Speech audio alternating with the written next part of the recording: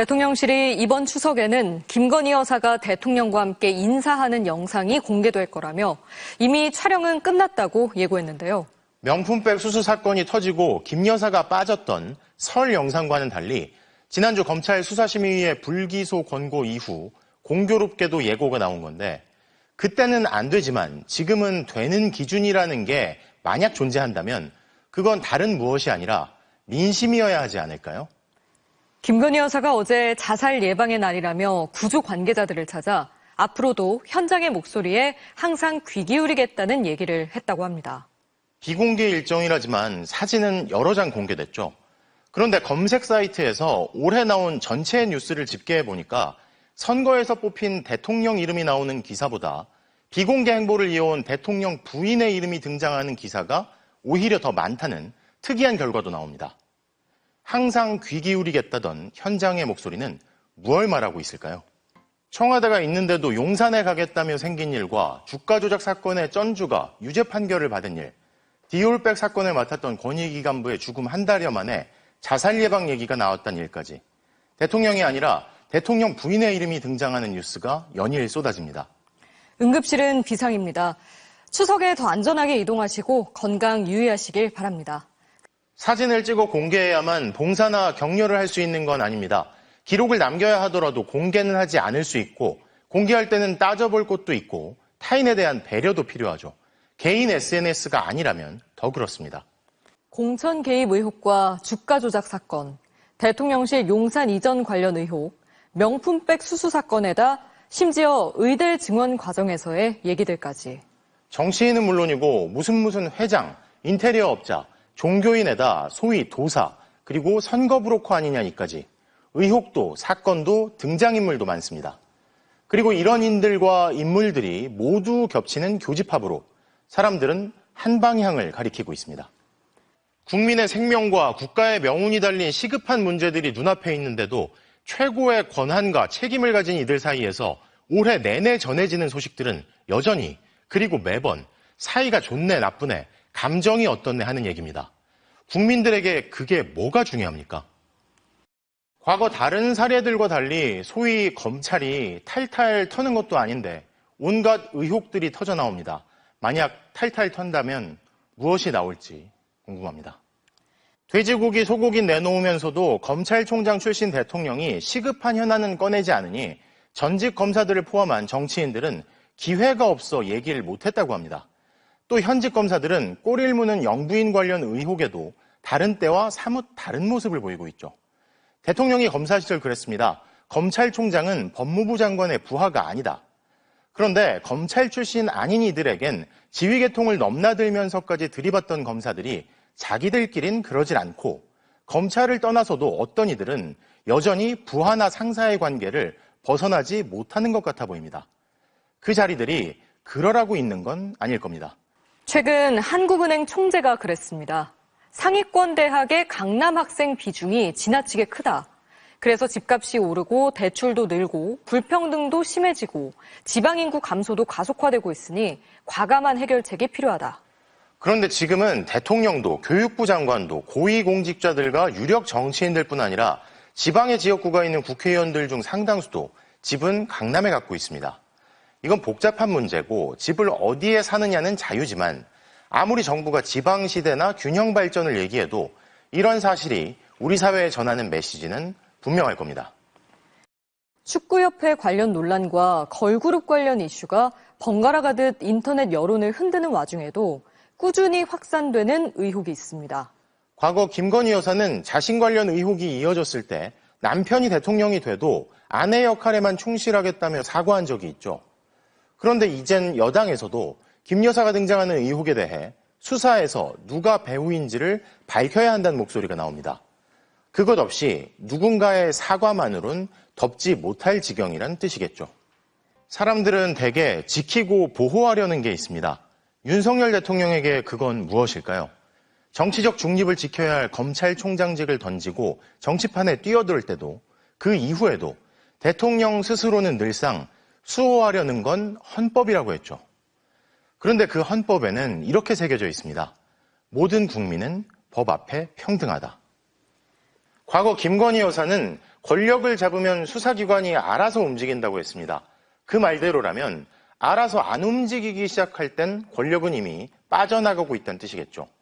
최근 김 여사에게 불리해 보이는 검찰 조사 내용들이 계속 흘러나옵니다. 특검까지는 안 가려는 포석인지는 알 수 없지만 분명한 건 그 권력이란 국민에게서 나오고 민심은 의혹과 꼼수가 아닌 진실을 원한다는 겁니다. 아픈 가족을 돌보고 있지만 너무 어려서 오히려 지원의 사각지대에 있는 아이들의 이야기 전해드렸는데요. 세상 어떤 아이도 가정 환경을 선택해서 태어날 순 없죠. 어른이 되어가면서 선택할 수 있는 게 그래도 좀 많아지는데 그런 어른들이 아이들에 대한 뉴스에 관심을 가져주시면 좋겠습니다. 평소와 달리 벅찬 소식을 많이 전할 수 있어 좋은 날이었습니다. 누군가 전인미답의 길을 열면 그 발걸음은 다른 이들의 꿈이 되기도 하죠. 바로 그 발걸음이 가려지고 왜곡되기 쉬운 시대의 아픔과 약자의 고통을 먼저 들여다본 작가의 것이어서 안도감마저 듭니다. 앞선 세대에선 미처 꿈조차 꿔보지 못했던 세계 여러 무대에서 앞으로는 더 많은 한국인이 두각을 나타낼 겁니다. 그들을 뒷받침할 수 있도록 적어도 방해는 하지 않을 수 있도록 우리 사회의 시스템이 더 이상 시대에 역행하는 건 멈추길 바라는 마음 간절합니다. 김건희 여사 라인이 존재하면 안 된다고 하자 김건희 여사 라인 같은 건 존재하진 않는다는 답이 돌아옵니다. 그런데 생각해보면 이건 마치 배우자의 역할에만 충실하겠다던 사과 때와 비슷합니다. 당연한 얘기라 그런 얘기가 나오는 상황 자체가 이상한 거고 그런 상황 만든 게 잘못인 겁니다. 온통 화제를 뒤덮어 혹하기 쉽지만 그렇다고 자꾸 튀어나오는 비정상으로 정상을 바꿀 수는 없습니다. 검찰의 탈탈 터는 수사로 인해 내로남불이란 말이 유행같이 회자되던 때가 있었습니다. 그 검찰이 곧 검찰총장 출신 대통령 부인의 주가 조작 연루 의혹에 대해 처분을 내린다고 하죠. 최소한 위선적이라기라도 하다면 부끄러운 줄은 알아서 대놓고 이상한 일을 벌이고 모른 척하진 않을 겁니다. 검사들 권한이 강력하고 무서울 수 있다면 그건 계속 의심하고 불럭 해묻고 증거와 허점을 찾으려 하고 어떻게든 죄를 입증하려 하고 재판에 넘길 수 있기 때문일 겁니다. 하지만 검사들이 그러질 않는 게 오히려 더 강력한 권한이라던 얘기를 새삼 곱씹게 됩니다. 검찰이 범죄로부터 국민을 보호할 거라 여기고 법 아래서 살아가는 보통 사람들에겐 그게 더 무서운 면모겠죠. 대통령 임기의 반환점이 다가오고 있습니다. 진보와 보수를 떠나 모든 주요 언론이 질타합니다. 야당은 줄곧 비판했고 이제 여당 대표까지 요구합니다. 하지만 대통령과 영부인은 민심에 응답하지 않는다는 게 거듭 입증되고 있습니다. 이 와중에도 누군가는 버티면 민심도 지칠 테고 시간은 결국 지나간다고 여길지 모르겠습니다. 하지만 정말 안타까운 건 그렇게 허비하면서 탕진하고 있는 그 시간이 우리의 내일과 한국 사회의 미래, 그리고 우리 아이들의 삶까지도 담보로 잡고 있다는 점입니다. IMF 사태 당시 서민들이 흘렸던 피눈물을 기억하십니까? 그런데 연말 대란을 목전에 둔 그해 상반기까지 나라를 가장 시끄럽게 했던 건 대통령 가족 문제였습니다. 지금 수출이 곤두박질치고 경제 성장은 마이너스가 눈앞이고 당연히 세수도 줄어서 서민 살림살이 신경 쓰기에도 흔들리는 기업들 지원하기에도 빠듯할 만큼 나라 곳간이 헐리고 있습니다. 그런데도 국정을 이끄는 이들이 대통령과 영부인 관련 문제에 붙잡혀 꼼짝 않는 현실이 그럴 수밖에 없도록 의혹을 무시한 채 자초하고 있는 현실이 통탄스럽습니다. 오늘 저희는 12구 이태원 참사로 목숨을 잃은 고 김혜연 씨의 어머니 이야기를 전해드렸습니다. 잊지 말아달라고 유가족들이 표현할 수 있는 게 이것밖에 없다고 했죠. 책임 있는 자리에 있는 사람들은 자신들에겐 일어나지 않을 마치 상관없는 일이라는 듯 윽박지르고 이죽거리고 오히려 따져묻고 감추려는 듯 하지만 그러나 뉴스데스크 시청자 여러분께서 그 어머니들의 이야기를 기억해 주시기 바랍니다. 2년 전 오늘 그저 일상을 살아가던 수많은 생명이 한순간 사그라졌습니다. 일어나서는 안 될 일이었고 여전히 믿기지 않는 일이지만 그럼에도 다른 세상 이야기처럼 멀리 둘 수 없는 이유는 누구든 희생될 수 있었던 참사였기 때문입니다. 눈부시게 빛나던 이들을 잃어버린 그날을 기억해 주시길 바랍니다. 잊지 말아달라고 호소하는 어머니, 아버지, 가족들의 눈물을 기억해 주시길 바랍니다. 누가 아무리 지우려 덮으려 해도 우리의 기억이 그보다 더 오래 살아남아 세상을 변화시킬 것이기 때문입니다. 설마 국가 안보가 아니라 다른 속셈 때문에 우리 젊은이들을 전쟁터에 보내려는 것 아니냐는 그런 의심은 하지 않을 수 있으면 좋겠습니다만, 이번 정부 들어 워낙 사실일 거라 상상조차 어려웠던 이상한 의혹들과 그걸 뒷받침하는 소식이 계속 터져 나오니 의심을 안 하기도 어렵습니다. 끔찍한 걱정을 하지 않을 수 있게 권한과 책임 있는 분들이 침묵하지 말아주시길 바랍니다. 대통령 육성이 나왔다는 충격적인 소식에도 다들 결국은 김건희 여사를 떠올리는 이유를 대통령실 사람들도 정치인들도 경제인들도 보통 사람들도 알고 있습니다. 자존심 센 윤 대통령이 당의 공천을 부탁했을 것 같냐는 얘기가 나왔다는데요. 자존심이란 남에게 굽히지 않고 자신의 품위를 스스로 지키는 마음을 말하죠. 아마 자존심이 센 게 아니라 자기애가 강하다고 해야 할 겁니다. 자존심이 센 사람이라면 지금과 같은 상황이 지속되어 온 걸 그냥 내버려 두지 않았겠죠. 눈과 귀를 닫고 문제를 뭉개며 기억이 안 난다는 얘기만 거듭하는 것 역시 진짜 자존심 강한 사람에게 어울리는 모습은 아닐 겁니다. 본질을 파악해야 성공한다는 유명한 얘기가 있죠. 본질은 전혀 다른데 계속 아닌 척하며 믿으라 우기면 사입이라고도 불리게 됩니다. 명태균 씨 조력을 중간에 끄는 게 본질이다. 디올백 사건의 본질은 공작이다. 최상병 사건 의혹의 본질은 항명이다. 국민 관심이 집중된 사건들에 대해 대통령실이 말한 본질들인데 어떻게 보십니까? 본질을 파악해야 성공하는 거라면 실패는 본질 파악을 못하고 안 하려는 데서 오는 겁니다. 윤석열 대통령이 불과 2년 반 전 시정연설에선 그랬죠. 자신에겐 진정한 자유민주주의는 의회주의라는 신념이 있다. 국정 운영의 중심이 의회라는 뜻이다. 국정의 주요 사안에 관해 국회와 긴밀히 논의할 것이고 마땅히 그래야 한다. 그런데 그런 신념이 있다던 대통령이 국회에 가지도 않는다는 게 이상합니다. 과거엔 이런 신념들도 있다고 했죠. 국민에게 정직한 것이 민주주의고 그러면 경제 성장도 된다는 신념. 사람이 아닌 국민에게 충성한다는 신념. 국민의 정직, 충성, 의회주의. 그 모든 신념들이 진짜였다면 자신에게 유리할 때만 작동할 리도 없었을 테고 이렇게 금세 변할 리도 없었을 겁니다. 개혁엔 반드시 저항이 따른다고 오늘 대통령이 그랬습니다. 그건 자신과 주변 사람들도 마찬가지일 텐데요. 개혁에 대해선 과거 이런 말도 했죠.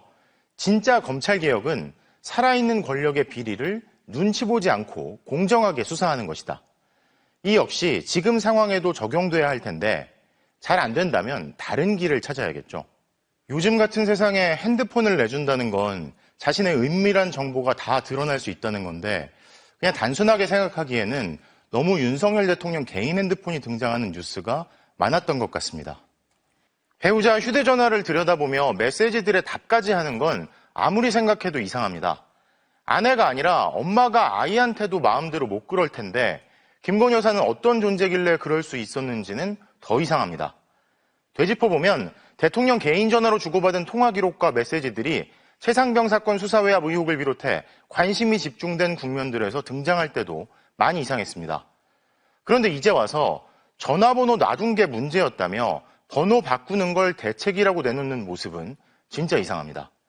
이상해서 바꿔야 하는 건 전화번호나 전화기가 아닐 겁니다. 대학교 안에서 시위가 있다고 경찰들을 캠퍼스 안까지 투입시켜 학생들을 체포하는 장면을 보면 정권이 집착하듯 말했던 자유는 과연 누구를 위한 것이었을까 싶습니다. 그리고 무엇보다 저렇게 지시만 하면 빠르게 사람들을 흩을 수 있는 경찰력을 재작년 이태원에선 왜 작동시킬 수 없었던 건지 다시 한번 묻고 싶습니다. 오늘처럼 주가가 녹아내린 날엔 개미들의 마음도 녹아내립니다. 정부가 강조했던 밸류업은 대체 어디로 갔고 왜 우리만 더 이런 걸까요? 내일은 또 모르겠지만 분명한 건 외부 환경 탓, 전 정권 탓, 이제 와서도 계속 남 탓만 하기엔 이 정부가 이미 주어진 시간을 절반 넘게 사용했다는 점입니다. 야당 대표든 대통령 부인이든 범죄 혐의가 있어서 처벌받아야 한다며 법원의 판단을 요구하는 일, 즉 기소는 검사만 할 수 있습니다. 기소는 검사만 하고 그 틀 안에서 판결을 법관이 하죠. 그러나 평범한 국민도 할 수 있는 게 있으니 국민은 세상사를 지켜보며 판단을 하고 선택을 합니다. 검찰의 사명이라는 거학척결이란 표현에서 일반 국민이 생각하는 거학척결은 소위 강약 약강이 아니라 살아있는 권력과 무도한 자본처럼 진짜 센 쪽이 일으키는 잘못을 없애는 일을 말할 겁니다. 기자회견하는 대통령이 기자들에게 설명하는 듯 보여도 사실 국민들에게 얘기하는 것이고 기자는 국민을 대신해 묻는 거죠. 그런데 다들 궁금해하는 점을 묻는 걸 두고 무례하다며 태도 시정을 운운하는 걸 보면 그날도 지금도 진짜 무례한 건 누구일까요? 당연한 의문을 품는 국민과 대신 묻는 기자는 대통령의 부하가 아닙니다. 올해 생일을 다룬 기사들 중엔 두 사람 이야기가 인상적이고 또 대조적이었던 것 같습니다.